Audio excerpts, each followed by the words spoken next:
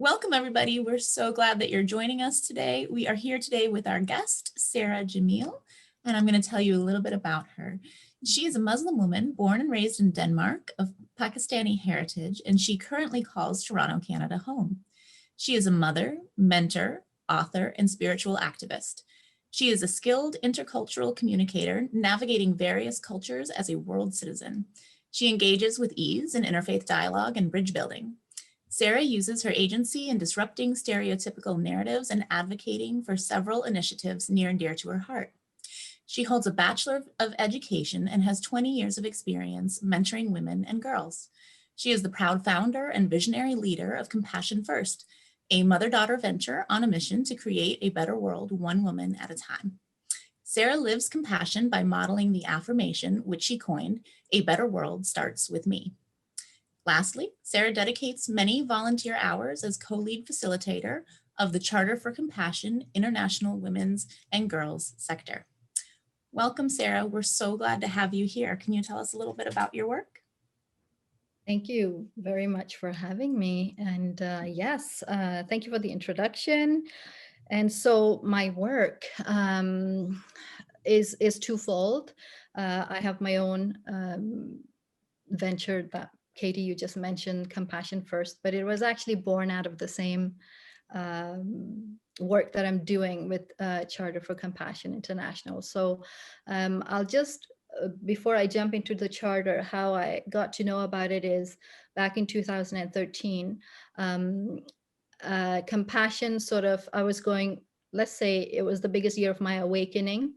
Lots of stuff was happening in my personal life that broke me internally. And somehow compassion was just the word that stuck out and became that saving grace, which is what I call it, because that's the year I found out about Karen Armstrong in an interview that she was doing with Oprah on Super Soul Sunday. And she was talking about the Charter for Compassion and work like that. And I was like, what's this? And so I looked it up, and I was instantly, this is where I'm leading, this is where I'm heading. And so since then, done lots of research on how to apply it myself. And then I became involved with Charter for Compassion. So a little bit about the Charter for Compassion International. In 2008, Karen Armstrong, who is she's a religious scholar and an author, historian from the UK. And she had won the TED Prize, and she had a talk where she expressed her wish for a charter for compassion. She wished to bring the golden rule to life and make it something concrete, not just an idea or an ideal that we'll say, yeah, but actually bring it down to every level of society and make it concrete and realistic. So she joined hands with, the charter was created globally by various people from different backgrounds.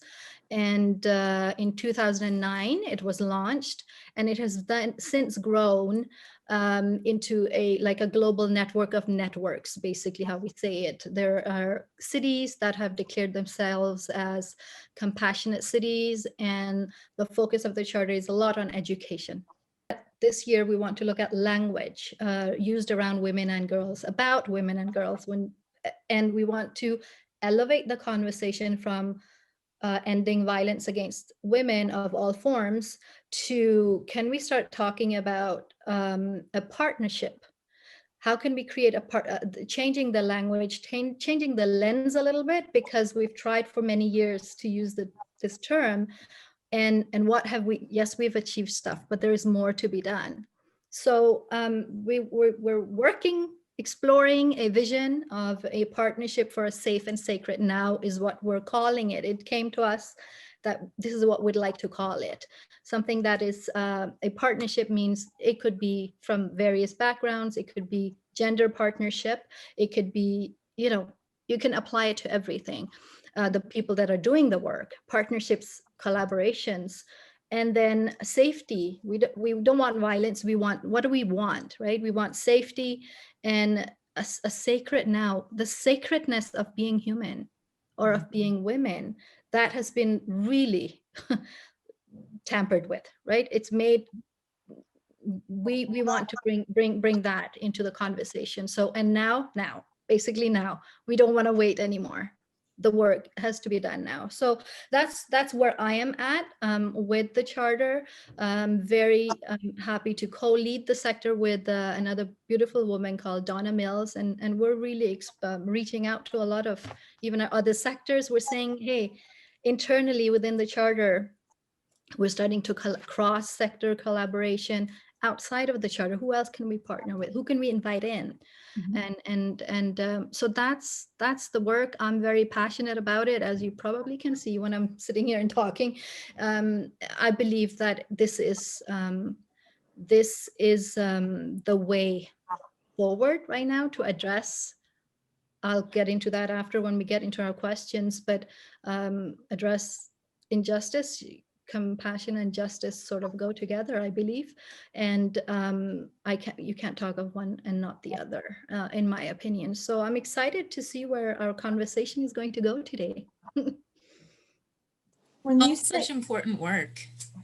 Yeah, I was just wondering, you were saying the language, and are you talking about like the way, like maybe a man, and then you talk about domestic violence, you're talking about the way men talk to women in general, or the way, like, could you kind of explain to me? Elaborate on that? Yes. So it's all of it. It's the language we speak to each other. It's the language society chooses to label as ad. It is men talking to women, but it's also some women holding other women back. It's the words we're using, and so we want to look at all of it. And I don't know if that explains it. It really literally is not focused on just one, even the words we're using about ourselves. So we're trying not to just do this, right? We like to turn the finger this way. And that's what I want to do with Compassion First that I'm doing is I gotta see where I can take responsibility. And I also know where else I can look at where's the system gone wrong. And so it's both, really. It's what am I using as language? Am I conscious of how I'm talking about myself to myself and to other women? Am I calling people out that are using profane language when it comes to women? Some things we're just so unaware of now because we're so used to them, like the words, or yeah. I don't know if that brings a little clarity to where we'd like to go. Again, we don't have the solution, but we're just saying we're showing up and we're willing to explore this because we don't want other people to decide it for us anymore, as women especially. Like, we'd like to be at the forefront now and say, this is what we want. And that sounds like an area where there's imminent agency to consider our own language about ourselves and about each other is imminently possible. It is. So there's a lot of action and accountability there. Yeah. I think, yeah, I think that if people, once they do something for so long, it becomes habitual. And it becomes habitual to call women certain things. And what it does, it just berates them. And once communication takes on a certain level, then it leads to something else. And it becomes what happens with the older generation. Well, if you say it, little kids adapt the same type of language that their parents or their brothers, older brothers and sisters, the way that men look at women, and it's really very derogatory. And I think sometimes women let men get away with it, and they don't say, I don't like that. It's also a matter of safety. So yeah, I think, and there's a couple of theories of language and emotions that kind of clarify how language plays into our beliefs about the world and ourselves and each other. And there are many women who kind of let men get away with it because they don't know that there's an alternative, or because they're afraid to speak up, or because they've internalized those beliefs about themselves. And so it's not so much giving, sometimes it's giving a pass, but I would say that there's not always an equal level of agency or power to confront. I think people have to have power and knowledge before they can confront anyone in a safe, effective way. So 100%. We as women, we tend to use negative talk. And what you were saying, I think it's Sarah, right? Yes. About how the languages and how we speak to ourselves, not just how men speak to us, is quite profound. It makes quite a big difference how we go about life. And we need to always remember we have to stop ourselves when we say, oh gosh, like you stub your toe, you say, oh, how stupid, or whatever. Yeah. We have to stop ourselves immediately and say, no, I'm not stupid. It just, this happened. I'm not stupid. It's important that we continue reminding ourselves that we're all very special in our own way. And, this is just something that I wanted to add to what you said, Sarah. And she's talking about language there. She's talking about family, about relations, about how children, like Khalila, I think you mentioned, children taking on the way words are used or how we're talking to each other from the home, but they're also learning the gender stereotypes. They're learning a lot in the home. So becoming aware of those things. And it's very interesting, her work. And that's what we're trying to we want to partner with from the women and girls. But I'm learning so much. There are people out there, like, it's not, sometimes you feel overwhelmed when you want to do stuff, but the more you research, the more you'll find there are already people out there. So it's about what I want is it's more joining hands, not say, hey, I'm here and I'm doing this and look at me, and that time is over. Yeah. Right now it's about this, right? It's about, hey, you know what, you don't know all of it, I do. You come with me, or let's explore together. I think that's the way, no matter what subject we're talking about. But it starts from inside of the heart, and where I feel that's the compassion that is activated. It's from this desire to, first you identify something, you see there's some suffering or something is bothering you, actually, right? You get enraged or you get whatever, sad. You then take some action. You say, hey, you know what, there must be something I can do. Speaking of agency, and then you then do that. You go out and look for others who are doing the same. There's actually an unofficial sustainable development goal that came out of a conversations that women and girls were having a couple of years ago. And so we've dubbed it, I have it here, the 18th Sustainable Development Goal. So it's unofficial, but we would love to propose this to the UN, and it's of self-awareness and personal agency. I'm a huge advocate for this, because that's what I feel and we feel is necessary to attain any of the other ones. We need to know who we are.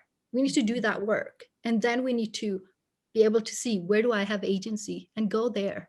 Don't go where you don't feel you have it, but at least start somewhere. And that's where we feel that's where the work is, invest in figuring out who you are. And that's the biggest service we can do as women, as mothers, especially. That's where my passion is come down to, when you look at what's happening in the world and then you go, okay, but what can I do? Then you look back at how society over time has devalued the significance of what the power a mother actually holds. From the moment she conceives everything starts within the womb. That power the womb holds. And we, as a nurturer, we need more nurturing in the world right now. And this is not about women being better than men. This is about, you know what? We haven't valued it enough. Maybe we did at some point, but it's just been erased. To the point I can talk about the struggles I've had with what title do I want to use when I want people to look at me? Like, is it A, B, C, D? I have this degree, that degree. I'm not saying we shouldn't, but I am saying if I say I'm a mother, it's usually I'm just a mom. That way, right? It's not I am a mother. Right. And I'd rather say I have a bachelor's, like very humble, right? I don't have a PhD like Katie's, I know, studying and that, which is a huge achievement. But how come we don't say I'm a mother first? Those of us who are, or even the ones who have the potential to be, even the ones who choose not to be. I believe all of us who have wombs, there's something innately planted in us, but that can also be accessed by all others. So I believe we should be the teachers. Are we defining, I think you were talking about mothers and children, but I was thinking that maybe by definition itself, you were talking about defining things correctly. As soon as sometimes men will think, well, it's feminism, feminist. But see, when I think of people respecting each other, when I think of a man talking to a woman with respect, I think humanism. And I think that they've got to stop thinking from that narrow vision and expand it so that they are looking at her as a person, as a human being that's worthy of respect. This is the mother of my child. It doesn't matter what her title is or what how long she has studied, but this is a person that is a mother, a hard worker, and a caretaker. By that virtue, she deserves respect. And even if she doesn't have children, she is a human being. She is a functional person that has a personality. She should be respected and she should be treated with kindness. But society puts people in categories because they want to give each one of those categories definition. And so when they do that, they're able to make those divisions and sometimes attribute certain attributes that aren't appropriate. Right. Absolutely. The safety to be authentic, I think, Sarah, is one of the things that I had heard in the kind of activism for you called it the 18th. Yeah, the 18th Sustainable Development Goal. We just call it SDG 18, but yeah, or +1 actually. Yeah. It's the safety to be authentic and the safety to explore the self and to possess our agency, I think, is part of that, is dismantling the power structure and also the different labels and attribution, so that a person, with a uterus that wants to gestate a baby, however they're identifying, or, I also hear you talking about sort of the maternal archetype of just, what is the compassionate, nurturing, loving archetype that humans possess, and honoring that. And it's really neat. It's really cool. And Kalila, I hear you saying that also. Absolutely. And I was part of another podcast last year with two men. It's called In Search of the New Compassionate Male, not man, but male, because we want to get away from the, like Khalila also said, like the narrowness of everything. We are exploring, like Donna, Mills, and I, we want to explore this, how do we human well, and what does it mean to be a human? But we're recognizing there's all these systemic issues that we have to deal with as well. We have to recognize they're there, right? But in that interview, I said that I believe this mother instinct that I believe is compassion, and in India, Pakistan, we call it mamta. Mm-hmm. It's that love that just it just comes. It's natural. That instinct. in my faith, we believe, or in our faith, Khalila shares it, and Maisa, and that we believe it's a divine attribute. So in of our Creator, and we believe men also can possess it. This is not just specifically for women, but the reason I mentioned it as Yes. for mother is, I just believe it's been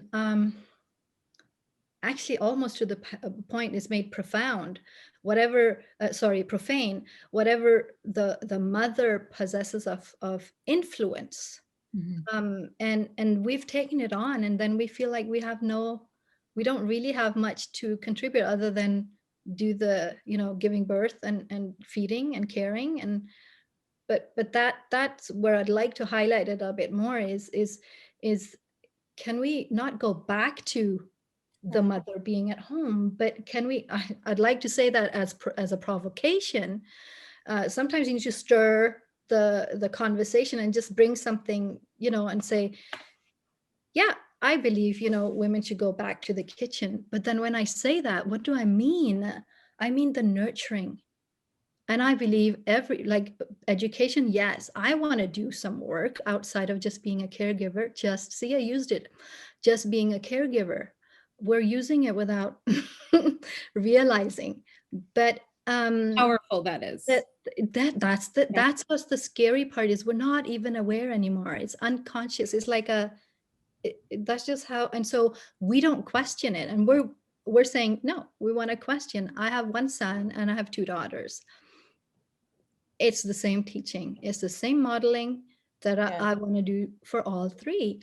But we're talking about these things. My son isn't in the home, like he's 26 and he lives by himself. But my girls are the conversations we're having. It's all these stereotypes and say, hey, guess what? It stops with me and you guys. We got to talk about these things. And now that you're growing up, my older daughter is getting to the marriageable age, and in our culture, it's well, she wants to, she's studying, but she also wants to have a partner.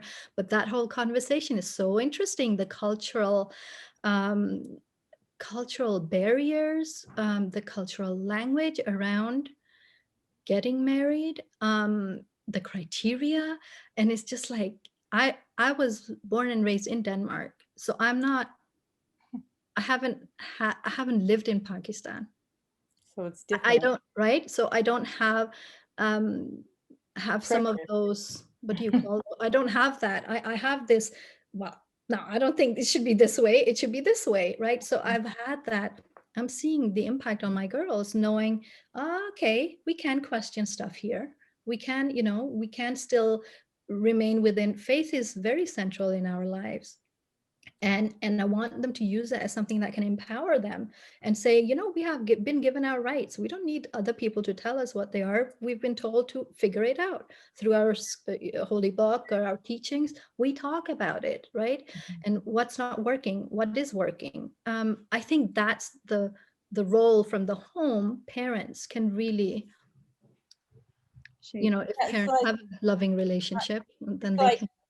Like in Islam, people see Muhammad al-Islam as this warrior, but actually in his house, he washed the dishes. He swept the floor. His wife, Khadija, she was a businesswoman. And so that whole concept of the woman having to do this and that, there was a cooperative relationship there. Partnership. Yeah, a partnership that did not say, oh, you're a woman and that means you wash the dishes and you clean the house and you do this and you do that. There was cooperation there, and it was a beautiful relationship. And he warned, his last speech before he died, he warned men with regards to the treatment of women, to give women respect. So Western, I really have to say propaganda has really defined things not appropriately or completely wrong. And basically that message just is not within Islam. I think it comes from other religions too, how women have to be treated.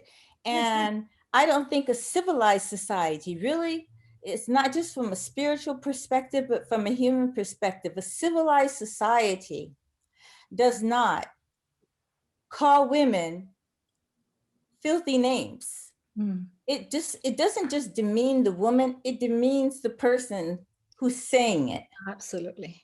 Program is being launched around the Prophet Muhammad, peace and blessings upon him, about what he was as a person and how he was as a leader and all those qualities. And compassion is one of those very big traits in there. And what can we and the world learn? So, breaking down some of really look at our teachings from whatever teachings there are. What is the common denominator? Can we start there? When there's divide, Katie, in your outline, you had one of those questions that how can we use compassion and when we encounter people that we don't agree with or who we're angry with and so on and so forth. I would say even up to the societal level, the systemic level, what do we do? How can we use compassion because here's the thing, most people view compassion as a nice, soft thing that's really nice to have, or you just go and help. What we're trying to do is to show the spectrum that compassion is on. Compassion takes courage. Compassion can be fierce. Compassion is necessary. That angle, that lens is very powerful once you understand that it goes. Compassion is questioning things. Compassion is holding people accountable. Compassion is dismantling systems that are just breaking down people. That is compassion. Katie, you are very quiet. I'm just enjoying listening to you speak all the time. I think I'm quiet as well, but. One of the things that I think, is interesting as you're talking is that concept of the golden rule is really, it's present in every faith that I can think of. That really is one of the fundamental components of every faith perspective, is this idea that you should treat others as you would have yourself treated. And I was doing some reading this week in preparation for our meeting together on Catholic social teaching and compassion. And one of the things that kept coming up, priest after all these people who were writing, we're really talking about how compassion is not sympathy, it's not pity. The word literally means to suffer with. And so it's not, people think of compassion, like you were saying, as something kind of fluffy and feel good. Compassion, I don't think should feel good, right? Because you're literally suffering with somebody and saying, wait a minute, if there's an injustice to you, where, regardless of where you are or what your faith is or what's happening, that hurts me because I feel that with you. So I think, it's very interesting too, if you look at various faiths, a lot of times compassion is born out of great strife and great pain. And it's so interesting to me, Sarah, that at the beginning you said you started this journey because you were in a really difficult part of your life and you were in a lot of pain, and this need for compassion and this thought about doing compassion work came to you. And to me, that sounds very holy. That shows me that that's something that, this path is sort of divinely inspired for you. And I think that's beautiful. But I think that might be part of what is so difficult for people, is that concept of saying, in order to care, you have to suffer with people, especially in, our political climate kind of globally now. People are so polarized and so marginalized that if we're asking you to suffer with somebody, it may be somebody that you've villainized. And that's where it becomes problematic. In Islam, there's a saying, you will not enter paradise until you believe, and you will not believe until you want for others what you want for yourself. And sometimes it's not that simplistic. It means working for others to help them attain what you want for yourself. Mm-hmm. And that means struggling for their freedom. It means working so that poverty is eliminated. It means making sure that there's equality in education. So Sometimes it goes beyond a hug. It goes beyond well-wishing or inviting someone for a meal. It means actually taking it to the streets and protesting the things that are wrong. So it's not a neat little package. And we see a world growing more complex. We see a world growing where people are becoming more distant. So I think the struggle now is to bring it more closer.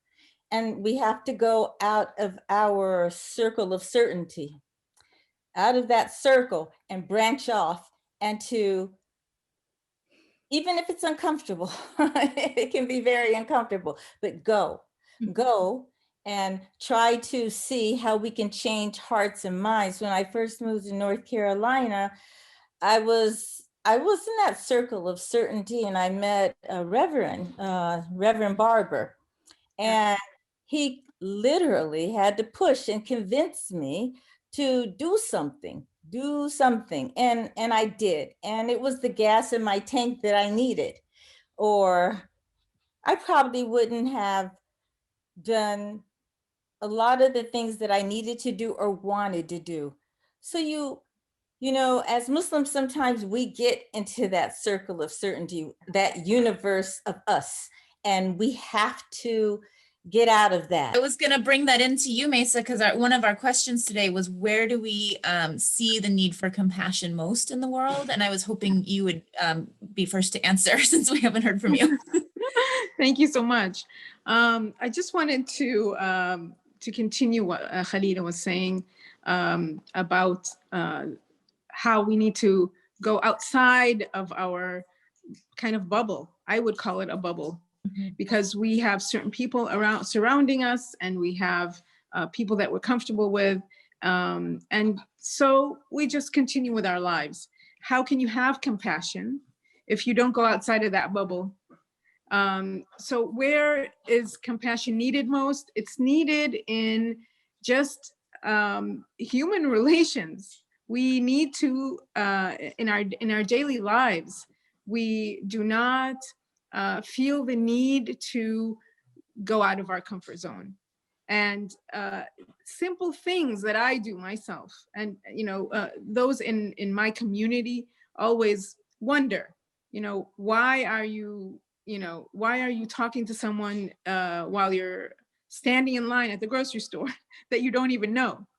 The whole purpose behind it is that you just need to reach out and let people know that you're not different than them. We are really all human, and we fundamentally want the same things in life.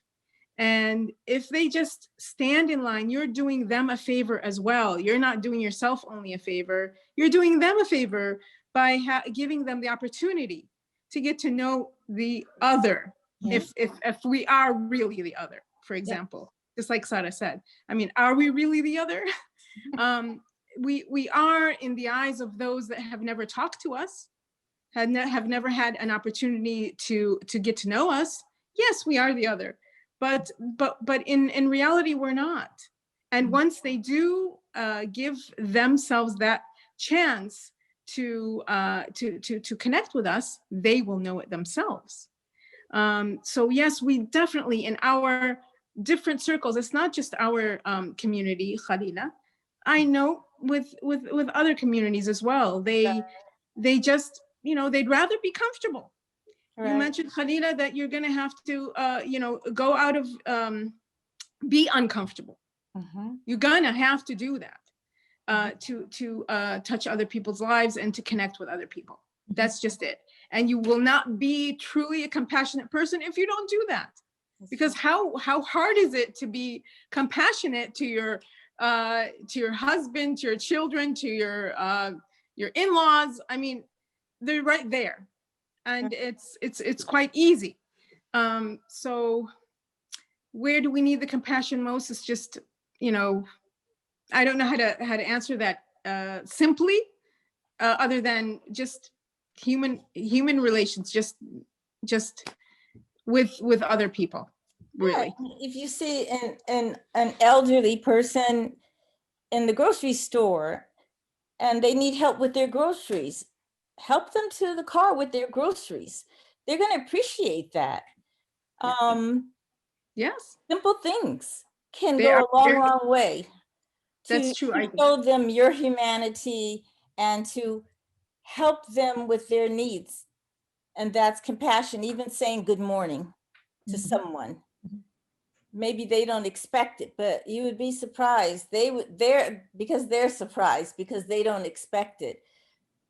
And it seems like it's something so normal, so easy, but I know. it's surprising how detached we have become with each other. More so during, this pandemic that we're going through. Oh my goodness. Although we have had enough being isolated, but at the same time, it's now more difficult to connect to people. I see it around me. I think we're probably over the time, right? No, So just go, finish, go. No, I lost my train of thought, but it's okay. Please go ahead, Katie. Oh, I don't know that I had anything to add, but I would love to see compassion. It's wonderful to talk about the interpersonal, relations that you can have and those little bits along the chain. And I think that is very powerful and that does matter. And when you're talking about things like mothering, Sarah, and how your mothering practices and your parenting practices can build, if they're following your language and their lead, they're also following your compassion as you teach those things. So I think there is truth to it, that it starts in your home and in your community. And that really, it affects your bubble and beyond, because in theory, if you're having these compassionate interactions, that should grow like a chain reaction, we'd hope.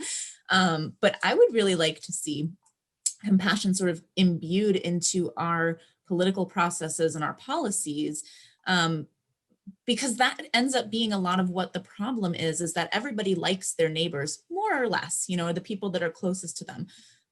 It's when you start seeing these policies that are doing atrocious things to people, and within your community, you may say, oh gosh, that's really bad. Or you may say, oh, well, if the government says this, that must be true. We hate them also. And if those are not the people close enough to you for that compassion to spark, I think there's a huge disconnect. So I would really love to see, it sounds like some of the work that's being done already is intended to affect policy, but I would love to see some of these conversations and these concepts translating into our government officials sort of globally, because that's where I'm seeing there's a big lack. Before Maureen takes us out, I just want to say, ladies, we do it too. We get mad and we say, oh, he's a jerk, he's a bum, he's a this, he's a that. So we've got to change the way that, and mea culpa, we've got to change the way that we react to things and the things that we say, even if we have a reason to do it. But anyway, no, I mean, we have to change the dialogue, because like I said, it's about humanism, not about feminism, not about machoism, if there's such a word as machoism, I don't know, but we've got to change, all of us have to change the way that we relate to each other. Okay, Maureen, you want to wrap it up? Sure. Was there anything in particular that you wanted me to say to wrap it up? Did you want me to answer a question, Katie? Oh, yeah. I think we were each going to say what our takeaway from the day was as our final closer. Oh, okay. Got it. And I know Kalila wants to share her hotline too for people. So I think it ties into the hotline actually. And in terms of compassion, I am really fascinated by and concern myself with systems, from atomic systems to solar systems. I am really fascinated by systems. And in my training as a clinical social worker, I know that empathy is only built when one is bathed in it. Same with compassion.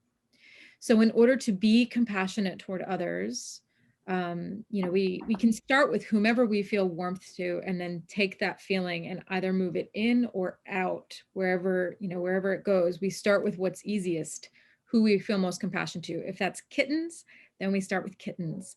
If it's children, then we start with children. I learned to be compassionate with myself when I learned that I should never, ever speak to myself in a way that I would not speak to a 5-year-old child, ever. Gentle, kind, and warm is what my self-talk is made out of. And it's a hard slog. It's not always easy.